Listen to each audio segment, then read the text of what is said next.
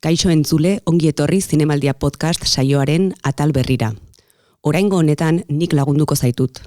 Maialen Beloki naiz, Donostia Zinemaldiko zuzendari ordea, eta Z375 arloko arduraduna. Badakizunez, iraileko 9 egunetan antolatzen dugun zinema jaialdiaz gain, gainontzeko hilabeteetan ere eskaintza zabala dugu gure urte osoko zinemaldian.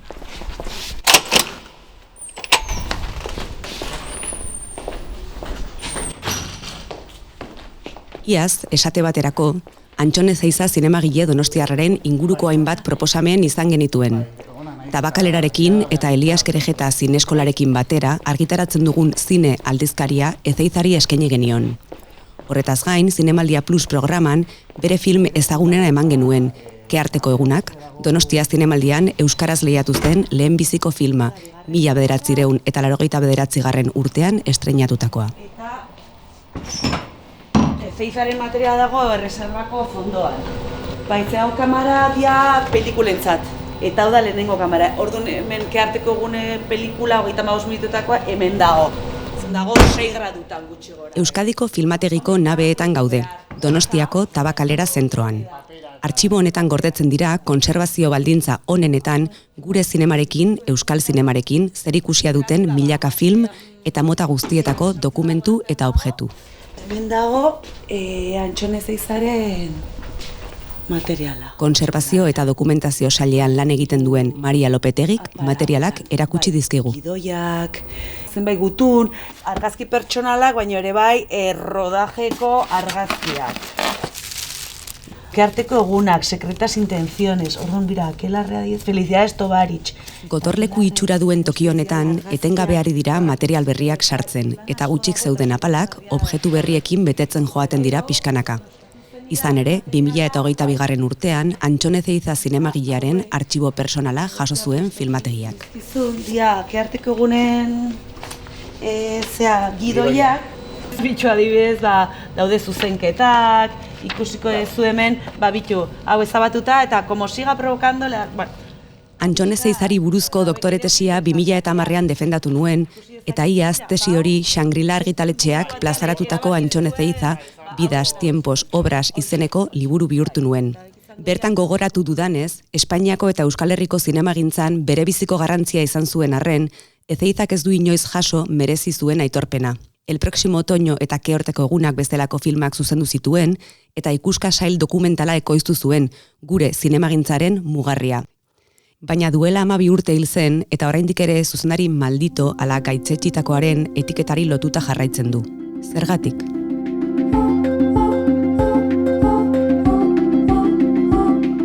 Datozen minutuotan, galdera horri eta beste hainbat konturi erantzuna ematen saiatuko gara. Ezeiza hobeto ezagutzea da gure asmoa, eta horretarako bere lana gertutik ikasi duten pertsonen laguntza izango dugu, eta Antxonen artxibo pertsonaletik hartutako hainbat objektu eta dokumentu erabiliko ditugu.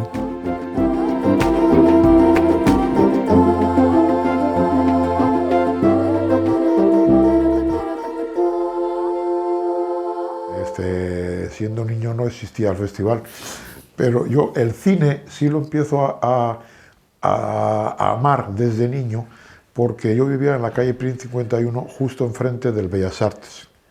Entonces, en verano, ellos abrían las ventanas y yo el balcón para dormir, y entonces oía las películas. Y entonces, por ejemplo, El ladrón de bicicletas, creo que la oí 16 veces, Cantando bajo la lluvia 100 y pico.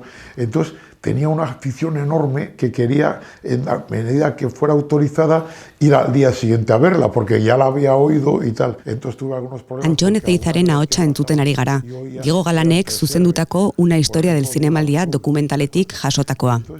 Honek bidea ematen digu aukeratu dugun lehen objektuari buruz hitz egiteko. Kuaderno zahar hauetan, Antxone Zeizak bere memoriak osatzeko hainbat nota idatzi zituen. No besoke, memorias dudosas izenburua jarri zien, baina ez zituen bukatu. Horrela hasten dira memoriak. Zinemaliko komunikazio taldeko Juan González Andrés lankidearen ahotsarekin entzungo ditugu Antxonen hitzak. Todo empezó cuando centenares de personajes en las grandes películas negras arrancan su relato autobiográfico con esta frase. A mí siempre me ha encantado, hasta el punto de que sin miedo a las connotaciones, he decidido iniciar con ella este mosaico de recuerdos que, agrupados en jirones, prefiero llamar así a los capítulos, término demasiado serio, van a constituir mis memorias dudosas. El último adjetivo, dudosas, viene exigido por la dificultad Antxonek idazteko oso modu berezia zuen, askotan idazten zuen, hitz egiten zuen bezala, eta zentzu horretan badaude episodio batzuk umorearekin lotuak, baina baita ere beste batzuk bere bizitzako erreflexioetara bidaltzen gaituztenak. Besteak beste badago zati bat oso interesgarria iruditzen zaidana, zinemagintzan jarduteko Ezeizaren jarrera ederki irudikatzen duelako. El mar no tiene ramas, dicen en euskera. El hacer películas tampoco.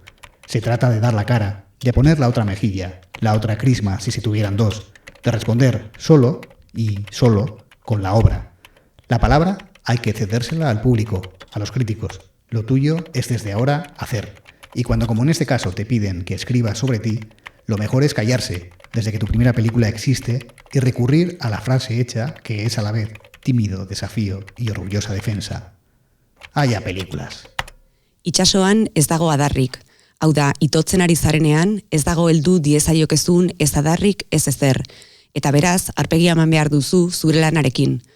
Horrela ulertzen zuen zinema Antxon Ezeizak. Antxon Ezeizarentzako eta baita ere bere garaiko beste zinemagile batzuentzako, zinea eta artea arma bat zen gizartea eraldatzeko.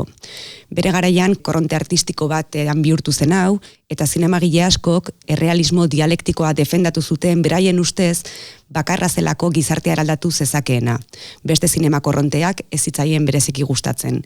Ideia horrekin ibili zen lanean Antxon Ezeiza Madrilen zebilenean, eta ideia horrekin egin zituen bere 4 espainiar filmak, Nuevo Cine Español mugimenduaren barruan ulertzen diren filmak. Behin exiliatuta eta berriro Euskal Herrira itzuli zenean transizio garaian, baita ere, ideia berdinarekin egin zituen pelikulak, baina noski bere momentu horretan ideologia aldatu zuenez, Euskal Zinema Nazionalaren aldeko defentsa egin zuen.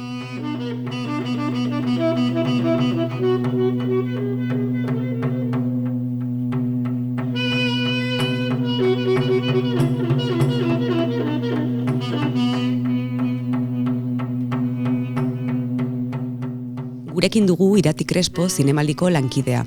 Artxibo sailean lan egiten duenez, berari eskatu diot bigarren objektua aukeratzea. Zer ekarri diguzu, Irati? Kaixo, nik eskutitz bat ekarri dut, Luis Martín Santos idazle eta psikiatra donostiarrak idatzitakoa.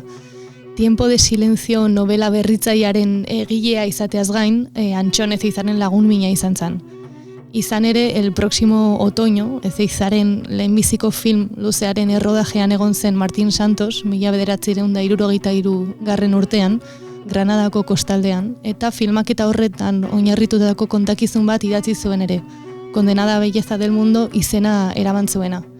Garai berekoa da hain zuzen ere eskuartean dugun makina idatzitako eskutitzau, Antxon lagunari bidali ziona. Oraingoan ere, Zinemaliko komunikazio taldeko Juan González Andresen ahotsarekin entzungo dugu testua. ¿Qué es de tu vida? Tengo verdaderos deseos de volver a verte para cambiar de sitio algunos tiestos, volcar algunos toldos, arrancar algunos llamadores de puertas, perder cierta cantidad de boinas, ingurgitar determinados hectolitros de whisky y cambiar en general de hombre a hombre, Westarsung por Westarsung.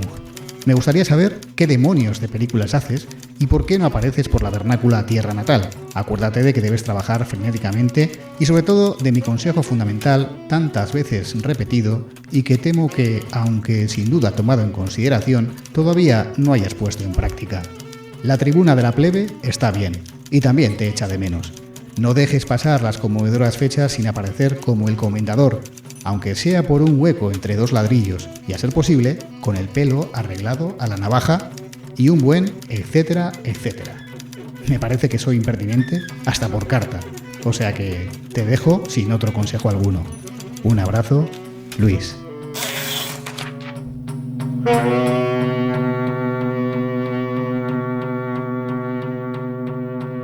Eskutitza hau aukeratu dugu, ondo islatzen duelako Luis Martín Santos eta Antxon Ezeizaren arteko adiskidetasuna, baina batez ere hasierako agurrean idazleak hitz hauek idatzi zituelako. Querido Antonio, eta gero jarraian honako izen hauek erantzi zituen boligrafoz, bere hasierako agurra zuzendu nahian. Antzon, TZ-rekin, Antxon, CH-rekin eta Anton. Antza, Luis Martin Santosek berak etzekien nola deitu behar zion bere lagunari. Egia da ni tesi garaian Antxon Ezeizaren figura pixka bat ikertzen hasi nintzenean, lehenengo gauza atentzioa deitu zidana izan zen, berak bere buruaren izena aldatu egiten zuela urteetan zehar, ez? Antonio Ezeiza, Madrilen lan egiten zuen espainiar zinegilea, Antxon Ezeiza bite eta bizetarekin izatea pasatzen zen Euskal Herrera bueltatu zenean transizio garaian, eta bere azkeneko urteetan Antxon TX-ekin, Ezeiza zerekin, CZ-tarekin firmatzen amaitu zuen, ez? Orduan, nik hor argi ikusten nuen pixka bat zela bere ideologiaren evoluzio bat aurkezten zuen gauza bat, eta nintzen pixka bat, elkarrezketak egiten, bere lankideei, bere gertu izan zituen pertsenei honen inguruan, ez? Batzuek esaten zuten, ez dela evoluzio bat izan, baizik eta hausketa puntu bat izan zuela Antxonek bere munduan, ez? Pasazela Partio Komunistako kide izatetik, Euskal Abertzaleko kide izatera, eta beraiek ez dutela ulertzen pixka bat bere evoluzio ideologiko hori, ez? Baina, benetan ilusia egin zian Luis Martin Santosen karta hau ikusteak, ze ikusten duzu kontradizio horiek ez zirela bere bizitzan zehar garatu, baizik eta hasieratikan horre zeudela, ez? Azkenean, Antxon beti izan zela bere barruan kontradikzio asko izan zituen zinegile eta pertsona bat, edo Antxon Ezeizaren barruan Antxon Ezeiza asko ugari zeudela, ez? Izan zirela bere bizitzan, azkenean pertsonak ez gerala beti bat bakarra, ez? Gainera argi dago Antxonek hau ez zuela bakarri bere esparru profesionalean utzi, gauza hau gainera, Luis Martin Santosek berak kontradizioiek karta batean argitzeak ere bide ematen du pentsatzean Luis Martin Santos eta Antxon Ezeizaren elkarrizketa artistiko sakon horietan, segurazki beraiek partekatu zituzten hainbat elkarrizketa, bat izango zen kontzeptu estetiko horren inguruan, errealismo kritiko eta dialektikoaren inguruan, ze batek zinemara egokitu zuen kontzeptu estetiko hau eta besteak eleberrietara ere eramaten zituen kontzeptu hauek. Karta asko daude, hau da idatzi zion bat, baina garai batetan oso gertu izan ziren Antxon Ezeiza eta Luis Martin Santos, eta beraien korrespondentzian ikusi daiteke realismo dialektiko edo kritikoari buruz asko hitz egiten dutela. Eta Luis Martin Santos izan zen ziuraski Antxon Ezeizarentzako bere eraldaketarako, ziurazki ahots garrantzitsuena, ez? Azkenean, Antxonek bere Espainiako etapan, 60. hamarkadan 4 pelikula egin zituen, Laurak, Elias, Kerejetak ekoiztuta, eta lauretan saiatu zen zine realista bat aurrera eramaten, ez? Bere lehenengo pelikulan, El próximo otoño, realismo kritiko edo dialektikoa lortzen saiatu zen, naiz eta pixka bat sentimentala gelitu zitzaion horretarako. El próximo otoñon saiatu zen realismo kritiko dialektiko hori, ja bertan behera utzi zuen bere hurrengo pelikulan, de cuerpo presente, realismo surrealista antzeko bat jarraitzen duena, eta eraldaketa horretan Luis Martin Santosekin izan zuen korrespondentzia eta ideien partekatze hori bereziki garrantzitsua izan zen. Bere hurrengo pelikulan, El último encuentro, Canneseko jaialdian aurkeztu zena, errealismo klasiko batetara jotzen zuen, baita ere Espainiari buruz hitz egiteko, eta bere azkenengo pelikula, desente kriptikoa gelitu zitzaion, Las secretas intenciones izenekoa, Trintiñan eta Politofekin egindakoa, bere pelikula frantsesena dena. Quiero señalar 2 personas y las 2 las he escogido por su carácter de ilimitado. Estas 2 personas son Xavier Irondo, cuya solidaridad ha sido todos estos años ilimitada, tanto en la solidaridad, en el apoyo para poder hacer Bertrand Trimeac, para poder producir los 20 Cuscas y para poder producir cosas tan tormentosas, no tanto, todavía no he llegado, pero tan tormentosas como Gerardo Una, que en su día también le llovió bastante. Bueno, entonces una de las personas a las que le dedico uno de estos premios es a Xavier. Y luego otra que también es ilimitada, pero es ilimitada en su talento de intelectual euskaldun, y se trata de Koldo Izaguirre, sin cuyo conocimiento del euskera, su talento y su generosidad, pues yo, que era un vasco expatriado, con un idioma, un euskera realmente cascarra y con una pérdida de país y tal, pues no hubiera podido hacer ese trabajo en las condiciones en que lo hice.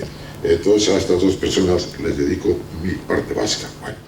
Berriz ere, Antxone Zeizaren ahotsa entzun dugu. Donostia zinemaldian 10 lur saria jaso zuen egunean 2003 urtean. Zergatik, bere artxiboaren 3. objektua hautatzeko, Beñat Sarasola irakasle eta ikertzailea gonbidatu dugulako. Irati Crespok bezalaxe, zine aldizkariko Ezeizari eskainitako alean, Beñatek ere idatzi zuen artikuluetako bat. Zer aukeratu duzu, Beñat? Nik aukeratu dut, Kearteko egunak pelikularen gidoia, eta, gidoia egin zuten Antxone Zeizak eta Koldo Izagirren artean egin zuten, eta, garaian izan zen, film garrantzitsu izan zen, euskaraz egin zena, nahiko berezia alderdi askotatik, elkarrekin egin zuten, ze Koldo Izagirrek laguntzen zion euskararekin batez ere, zizazelako gai, euskaraz idazteko, eta gero gaina, kurioski, gidoia hemen artxiboan egoteaz gain originala, egia da argitaratu ere egin zena, elkar argitaretxeak argitaratu zuen, eta hori nahiko gauza arraroa da, ez? Gidoiak behintzat azken boladan gutxi argitaratzen dira. Eta, pixkat hori izan da nik aukeratu dudan objektua.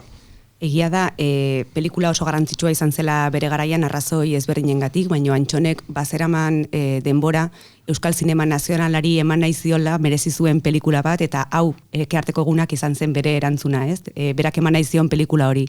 Eta Beñat komentatu duzun bezala, hor Koldorekin izan zuen laguntza edo elkarlan hori oso garrantzitsua izan zen, ikusken garaian hasi zen, hor ezagutu ziren, zeren Antxonek naiz eta esaten zuen Euskal Zinema Nazionalak euskeraz izan behar zuela, berak etzekien euskeraz. Aurkitu behar izan zuen bikote bat bere lanak aurrera eramateko. Eta berezitasuna gainera, oraindik handiagoa izan zen, ze gero pelikulako antzezleak ere etzekien euskeraz. Pedro Armendariz Juniorrek, beraz, 2 hizkuntzetan errodatu zen, eta gero doblatu zuten Pedroren hizkuntza euskerara, gazteratik euskerara, eta bereiek esate zuten bertsio originala euskerakoa zela, baina egitan bertsio originala 2 hizkuntzetakoa zen, ez? Kuriosoa. Bai esan? Pedro Sasinenean ez. Kepa etxean alda. Eta, elkar ezagutu zuten Koldo Izagirre animazioak egiten hasia zen 70ko hamarkadan, eta gerora elkar ezagutu zuten, eta uste dut 78an elkar ezagutu zutela, eta gero zuk esan bezala, ikusketan ere ertxiki egin zuten, kolaboratu zuten, eta gero hau izan zen, beraien proiektua hundiena zigurazki, ez? Eta zuk esan bezala, Antxone Zeizaren Euskal Zinema Nazionalen ideia, modu osoenean edo aplikatu zutena, ez? Bai, ala izan da gero baita ere sortu zuen bere eskandalo pixka bat aurkeztu zenean zinemaldian, ze izan zen lehen euskarazko filmea hautatua sail ofizialean kompetentzian, 89an, eta bere polemikarekin aurkeztu zen, ze azkenean Antxone Zeizak defendatzen zuen Euskal Zinema Nazionalak euskeraz izan behar zuen, euskal estetika bat gorde behar zuen, baina baita ere eduki politiko batzuk izan behar zituen, ez? Antxone Zeizak ulertzen zuelako zinea gizartea eraldatzeko arma bat zela, eta zentzu horretan egiten zituen pelikulak, ez?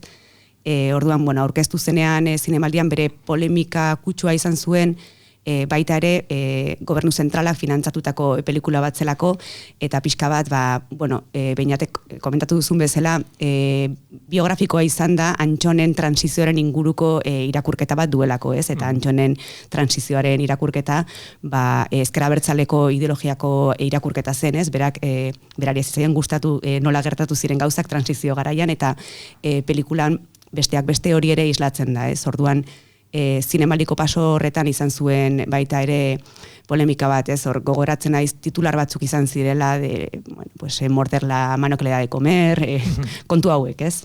Nik artikuloan landu izan dudana da pixkat desliluraren edo desenkanto gazteleraz ideia hori, oso zabaldua dagoela, Espainiako zinema eta kultur kritikan oroar, neurri batean lotuta desenkanto pelikula famatuarekin, ez, Panero familiei buruzkoarekin, eta, pixkat hortik tiraka, landu duana da, nola pelikula honetan, eta gero baita ere Koldo Izagirren ofeko maitasunan, bere diferentziekin, ze diferentziak ere badaude, badagoen olako deslilura bat, hain justu, Maialenek aipatu duen, alde batetik transizioaren prozesu politikoarekin, badago nolabait hori alde batetik, hau da, Espainiaren prozesu politikoarekin lotuta zehazki, baina baitaren modu zabalagoan ere bai esango nuke, nolabait 78 ondorengo balako deslilura batekin, ja ikusten denean, geroz eta modu argiagoan, edo Europako ezkerrak ikusten duenean, geroz eta zailagoa dela iraultzaren aukera, ez? Eta orduan, nik uste, deslilura politiko bai zentzu zabalagoa, baina bai Espainian eta Euskal Herriarekin lotudiko hori ere agertzen dela. Hori alde batetik. Eta gero badago, Antxon Ezeizaren zinematografian eko konstante baden, deslilura existentzial moduko bat, ez? Eta pelikula horretan hori ere agertzen da, nola protagonistak hain justu badauka ere bere bizitza afektibo eta personalean horrelako arazo existentzial sakon bat. Orduan zergatik itzuli zara? Egia esan naiz itzuli. Dena da faltsua. Gezurra, beti bezala. Eta sustraiena eta hori guztia. Mamadas. Zahartzen ari naiz, Lourdes. Eta zaila dago. Ez daukate zer aurrean. Orduan atzera jotzea berdin da. Alde batetik badago existenzialismoaren kutsu hori, ez? Norberaren krisi personal sakon batekin loturik dagoena, baina era berean krisi politiko bat ere bai, ez? Eta orrun bi gauza horiek uztartzen dira, batzuetan igual ez oso modu naturalean pelikula horretan. Yo lo que quisiera es que el premio perdiera todo carácter de jubilación, o sea, y que no fuera toda tu trayectoria, entonces ya no hay más. Eso por un lado. Y luego, y segunda parte, que estoy muy agradecido a este reconocimiento, aunque no se lo crean, no por vanidad personal, sino porque signifique que ese reconocimiento puede ser a los que en el futuro intenten hacer eso mismo que yo siempre he querido hacer. Y eso sí lo voy a decir ligerísimamente en euskera, hacer un euskal cinema libre eta euskalduna. Antxon Ezeiza izan zen euskal zinemaren aintzindaria zentzu askotan, ez? Batetik hor ikuskak sailaren, seriaren garantzia, ez? Azkenean izan ziren lehenengo aldiz euskeraz zineman entzuna ahal izan zena, eta Antxonek ez zituen bakarrikan ikusko batzuk zuzendu, baizik eta serie guztiak koordinatu zuen, ez? Azkenean hor berak egin zuen lana, ez bakarrik berak filmatzeko, baizik eta baita ere lantalde bat sortzeko eta bertako laguntzeko, zineaz ikasten eta lehenengo aukera emateko oso garrantzitsua izan zen. Horrez gain, azkenean etzen oizkoa ez dara ikustea laburmetrai dokumentalak zinean eta euskerazkoak lehenengo aldiz. Eta aintzindaria izan zen baita ere, bere filmeak earteko egunak 89an lehenengo aldiz lehiatu zelako nazioarteko zinema jaialdi batean, konkretuki zinemaldian, sail ofizialean, ez?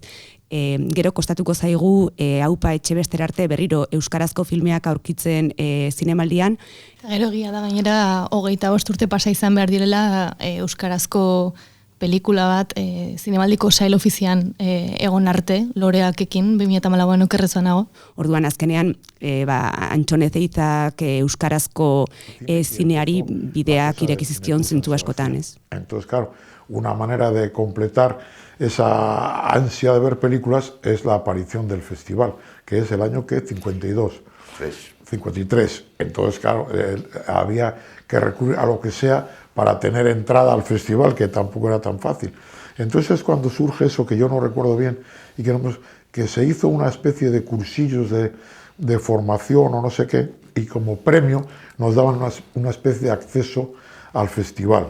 No sé si en Gallinero, pero que podíamos ir a ver las películas, o sea que empecé a ver desde el primer año. Egia da Antxon Ezeizaren ibilbidea zinemaldian oparo eta luzea dela.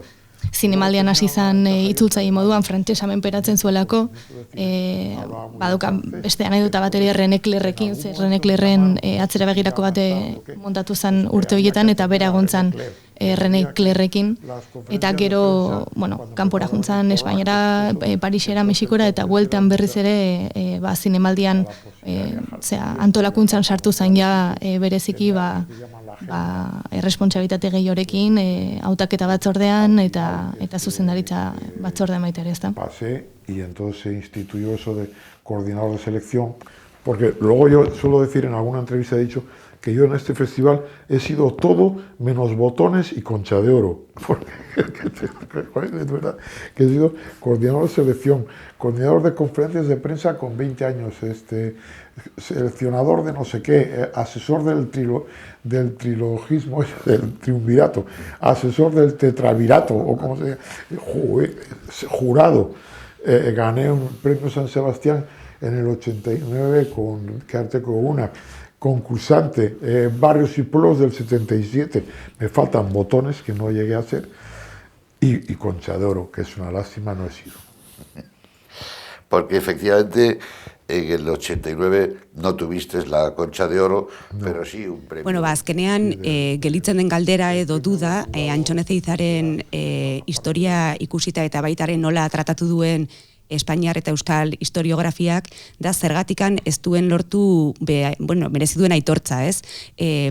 Hor, arrazoi ezberdinak ateratzen dira jokuan, batetik arrazoi politikoak, baita ere filmen kalitatea bera, edo, berak izan zuen polemista, atal hori ez. Azkenean, duda hori gelitzen da, zergatik ez du merezi duen tokia Espainiar eta Euskal zinemaren historian Antxonek. Nik egia zen, nahiz gaizuek, bezain beste, zentzu zinematografikoan baloratzeko, baina bai kanpotik ikusten dudala, oso pertsona, eragile bat bezala, ez? Hau da, tipo bat, bazuk esan duzun bezala ikuskekin, eta beste proiektu batzuekin, bultzatzen duela, hain justu zinema egiteko, zinema euskeraz egiteko, eta euskal zinema egiteko, oso modu jakin batean, eta hor egon zen eztabaida guztia, baina bai bere inguruan, gai izan zela sortzeko alako dinamika bat, jendea hurbiltzeko zinemara, modu jakin batean, euskera ere zinemara ekartzeko, eta nik zentzu hortan gehiago ikusten dut agian ez zuzendari soil bat baino, ez ezakizuek nola ikusten duzuen bere figura, baina, klar, horrek lotuta ere bai kontu politikoarekin. Bai, bera argi eta garbi izan zen zine zuzendari bat, baino gehiago, ze bere bizitza guztia zinea egitera dedikatu zen, eta ez ditu hainbeste pelikula ez dara zuzendari bezala. Baita ere testuak idatzi zituen, kritikari izan zen 60. hamarkadan Nuestro Cinen Madrilen, eta, aktivista ez, zentzu askotan. Orduan, nik uste hor garrantzitsua dela ulertzea berak, eta baita ere, bere garaikide askok, artea eta zinea ulertzen zutela erraminta bat bezala, ez? Azkenean, beraiek artearekin gizartea eraldatu nahi zuten, eta zentzu horretan, Antxonen pelikulak ezin dira bere kontekstutik at irakurri, ze azkenean berak ez zituen bere kontekstutik at egiteko, beretzako hortarako ziren, bere kontekstu hori eraldatzeko. Orduan, nik uste garrantzitsua dela azkenean Antxonen pelikulak eta Antxonen biografia ulertzeko, kontekstua eta politika jokuan sartzea, ez? Bai, eta testu ingurua aipatu duzu, eta, karo, neurri handi batean, zerotik hasi ziren, bere belaunaldia neurri handi batean zerotik hasi zen, ez? Behintzat euskerazko zinema diokenez, dudari gabe.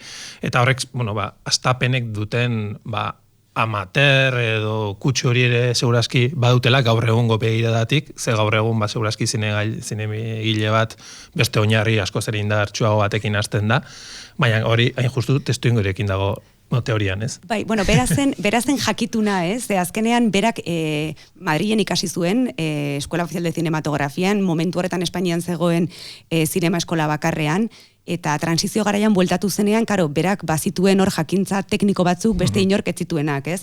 Orduan baitare pixka bat rol hori hartu zuen, ez? Irakasle, aita, pertsonak gidatuko zituen, pertsona eta ikuskak seriaz zentu horretan ulertu behar da, azkenean berak esan zuen, nik badauzkat jakintza batzuk hemen ez daudenak, momentu honetan euskal kultura eta euskal identitatearen errekuperazioa den momentu batean nik jarri dezaket, nire jakintza hau, hortarako ez, eta industria, zinema industria bat sortzen saiatu, eta baino hori, bera zen justo hain amaterra ezen pertsona hori ez, edo behintzat, horrela ulertu zuen bere burua. Bai, nik ez gehiago esaten nuen testu ingurua, ez? Bera egia da formazioa bazuela, baina hemen zine produkzioetan bera iritsi arte neko eskasa zen, ez? Eta orduan, eta euskeraz, etzegoen.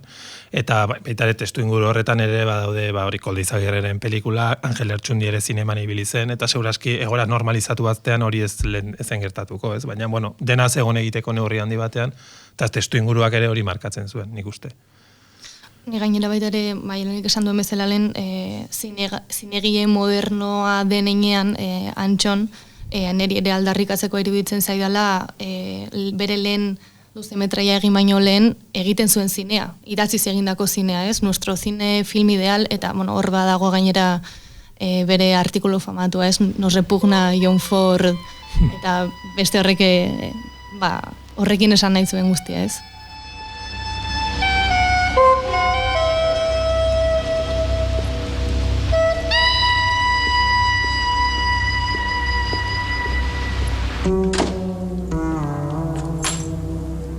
Bai, ala ere nik uste dut pixka bat amaitzeko duda hau berak ere bizitzan izan zuela, ez? Zergatikan ez zuten bere pelikulek oihartzunik, ze azkenean egia da momentu askotan Antxonen kasuan bazirudien bera izango zela zinegile garrantzitsua mugimendu ezberdinetan, adibidez Madrilen zegoenean eta El próximo otoño egin zutenean bazirudien bera izango zela realismo kritiko pelikula garrantzitsuena egingo zuena, bazirudien bera izango zela Nuevo Cine Español deitu zitzaionaren mugimenduko pertsona zinegile garrantzitsuena, bazirudien berak emango ziola Euskal Zinema Nazionalari filme hori, eta berak bere bizitzaren amaieran konturatu zen, azkenean bazirudien iritsiko zela toki batetara, baino inoitz ez zela iritsi, ez?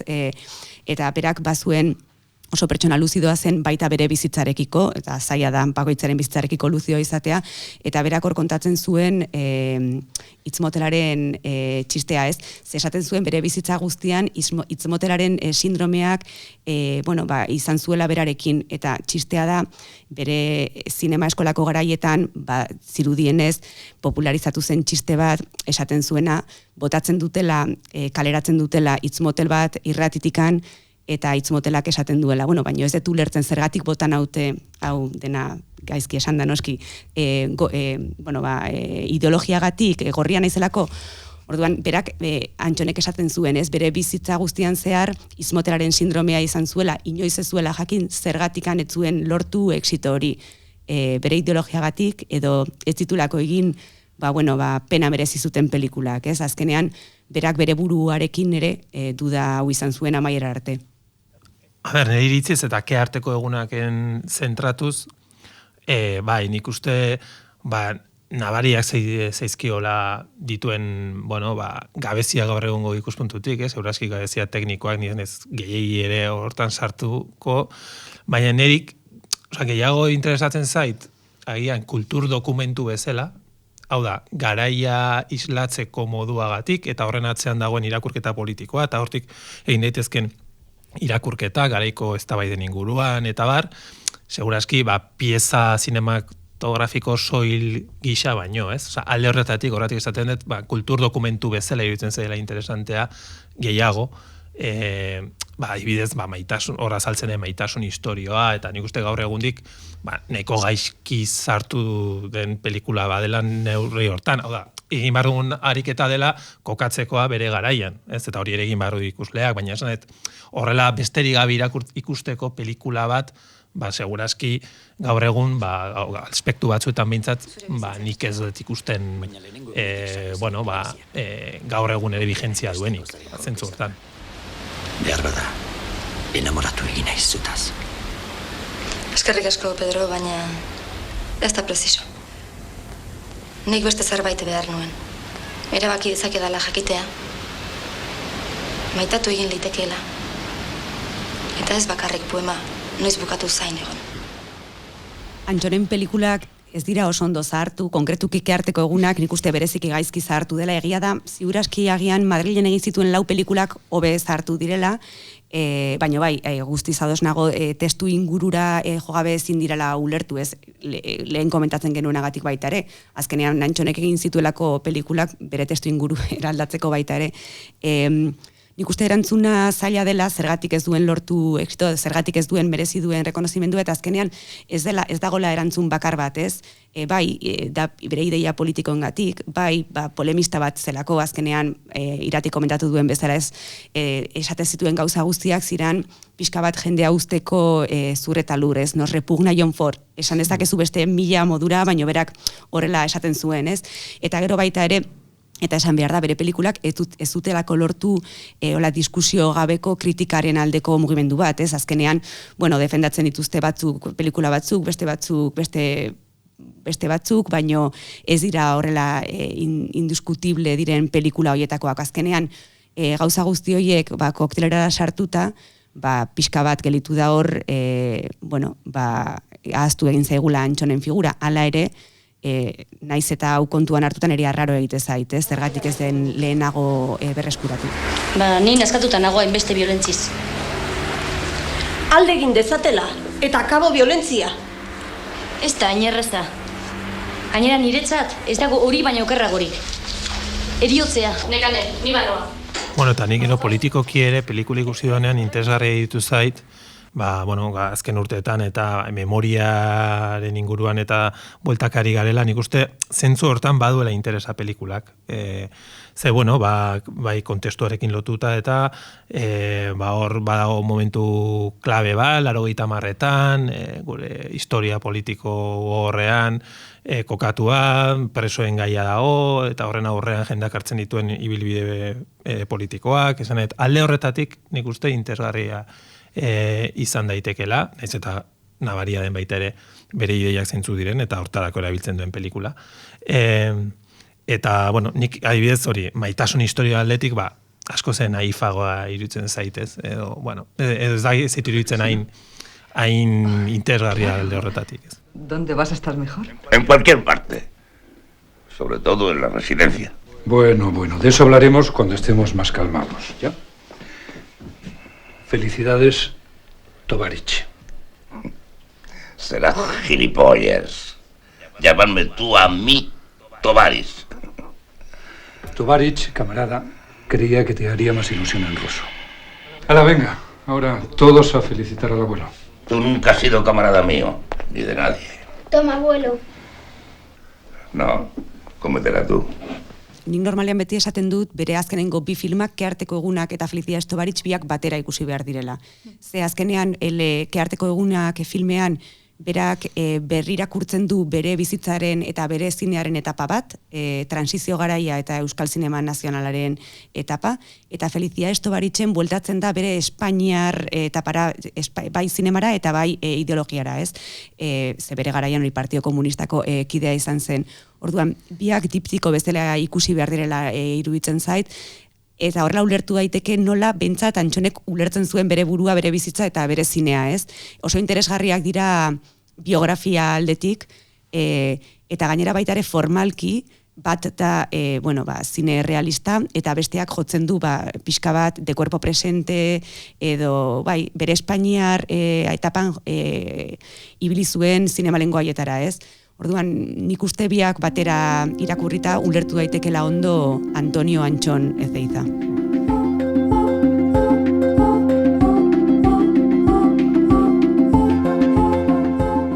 Bukatu da Zinemaldia podcastaren atal berria. Gai honi buruz gehiago jakin nahi baduzu, Antxon Ezeiza Bida, Tiempos, Obras liburua eskuratu dezakezu, edo zine aldizkaria konsultatu, ari eskainia bai dago 3. zenbakia, Irati Crespok eta Beñat Sarasolaren ekarpenarekin. Doakoa da eta sarean irakur dezakezu Zinemaldiaren eta Elias Kerejeta Zineskolaren webguneetan.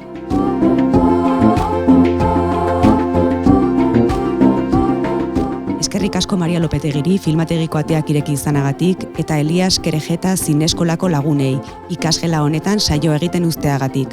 Mila esker Juan González Andresi edizio eta grabazio lanarengatik eta batez ere eskerrik asko zuri, entzule, denbora hau partekatu izanagatik.